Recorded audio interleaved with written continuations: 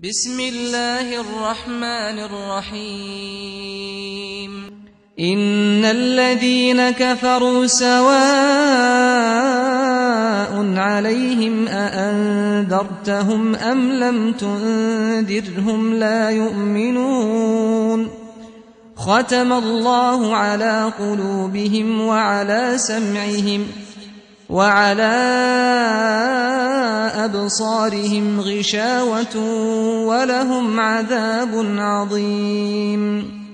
ومن الناس من يقول آمنا بالله وباليوم الآخر وما هم بمؤمنين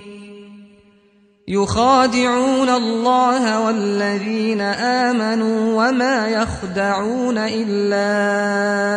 أنفسهم وما يشعرون